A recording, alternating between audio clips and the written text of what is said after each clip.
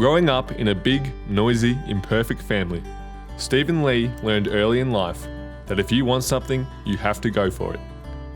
And you have to go for it without fear of failure, because such a fear keeps you small.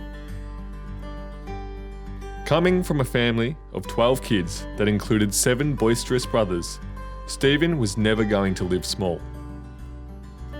It is this attitude that drove Stephen to take up running as a student, after being inspired by his phys ed teacher, Paul Glynn, who would take the boys running along Moore Street. Stephen later went on to compete in marathons and played state-grade competitive squash for over 20 years.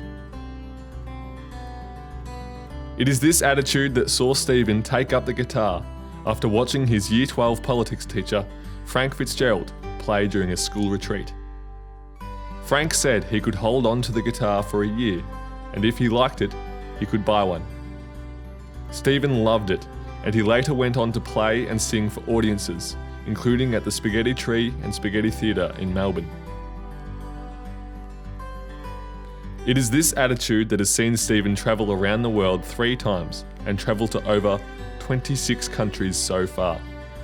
And it is this attitude that has seen Stephen become a highly successful lawyer and now magistrate.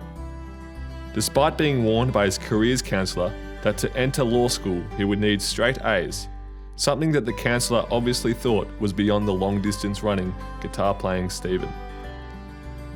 "I'll show you," Stephen remembers thinking, and he did. Stephen was accepted directly into Melbourne University Law and Commerce and completed both degrees. Like many kids who move from the country to study in Melbourne, Stephen remembers feeling torn between his new city life and his old country life.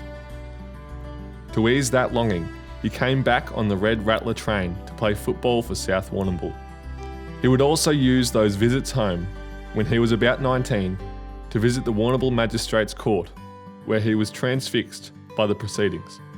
The young law student could see the enormous impact the magistrate had on the individuals in the courtroom, and by extension, the broader community. "This is what I want to do one day," he thought at the time. After finishing university in 1985, Stephen went into private practice, but the fit never felt right, and he changed jobs 3 times in 3 years. It was only when Frank Fitzgerald's father, who Stephen was gardening and labouring for on weekends, and who was a mentor to Stephen, suggested that he apply for a job with the Victorian Government Solicitor's Office, that Stephen found his niche in public interest litigation. Stephen went on to work for the office for almost 30 years. In 2001, he was appointed the youngest ever Assistant Victorian Government Solicitor at only 39 years of age. For the next 15 years until 2015, Stephen was responsible for the state of Victoria's civil litigation and dispute resolution. It was with the Victorian Government Solicitor's Office that Stephen began to fulfil his dream of using his legal skills to make a real difference to people's lives. For example, Stephen was deeply committed to ensuring that Victoria, as a model litigant, conducted all its cases fairly and with complete propriety, so that the state did not abuse its power against its own citizens. In addition, from 2012 to 2015, Stephen headed the state's legal team for the Royal Commission into institutional responses to child sexual abuse. After decades of heartbreaking and horrendous stories, the Royal Commission into child sexual abuse in institutions has finally begun.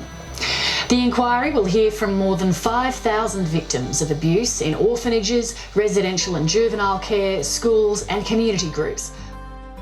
Stephen says the Royal Commission changed the entire cultural environment. Society now believes the victims. Although initially in charge of only 6 lawyers when appointed in 2001, Stephen eventually headed up over 45 lawyers and a total of 60 staff across 6 teams who dealt with approximately 1,000 litigation cases simultaneously. At the start of 2016, Stephen was appointed to the role of Assistant Victorian Government Solicitor, Police, and headed up a team of 13 lawyers providing specialist legal services to Victoria Police across a vast array of operational areas of policing with a strong criminal law focus.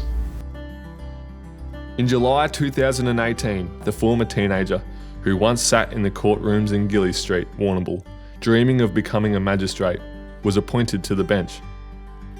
In Magistrate Lee's own words, he threw the best, biggest party to celebrate what has been a long and fulfilling journey.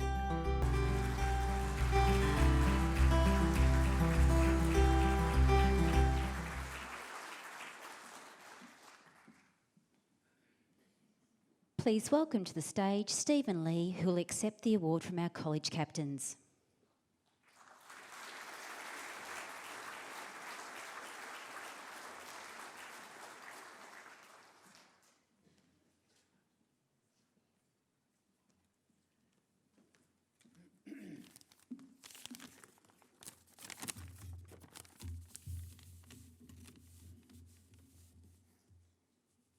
Good evening, everyone.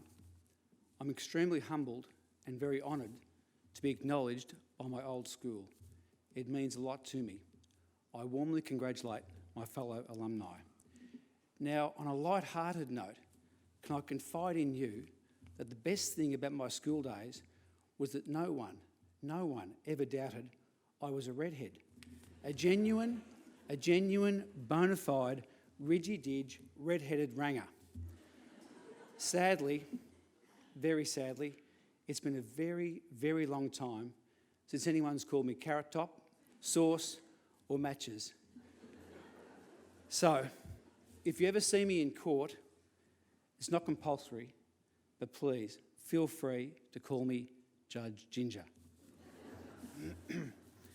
I enjoyed my school days, great mates, fun and memories, and sparks. Teachers create sparks.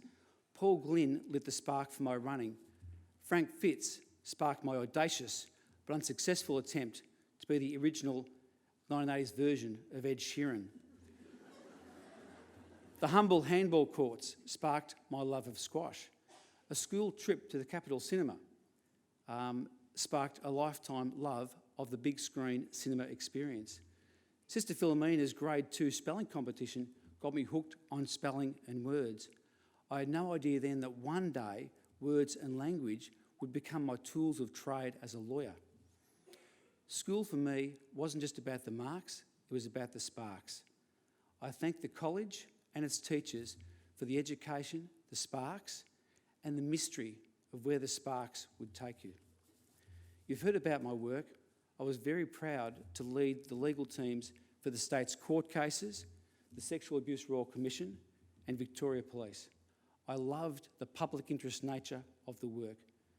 My work felt meaningful, as did my 10 years on the board of Inner Melbourne Community Legal, supporting the disadvantaged and vulnerable. So I'm really delighted to be acknowledged in the category of service, something I've devoted almost my entire career to. My personal game changer occurred in 1996. I plucked up the courage to go on a blind date and met my wife, Maria. She was more than a spark, she was my sparkle. We hit it off, similar values, wanting similar things. We got married, and in the blink of an eye, we had 3 boys under 2 years, 8 months of age. We'd entered the busy lane. To my gorgeous and endlessly patient wife, Maria, thank you for being my wife, my confidant, my rock, the mother of our 3 sons, for your constant love, companionship and support. Just about every year since we met, my life has gotten better with you by my side. To my mum, thank you for having 12 children. What an incredible effort. Being part of a large family was busy, exciting, people coming and going, something was always happening. I loved it, even sleeping in a bedroom with 6 other brothers. And even though my parents separated when I was in year 8, that separation was the very thing that sparked my interest in police powers, court cases and the legal system. Mum raised us in public housing on a single mother's pension.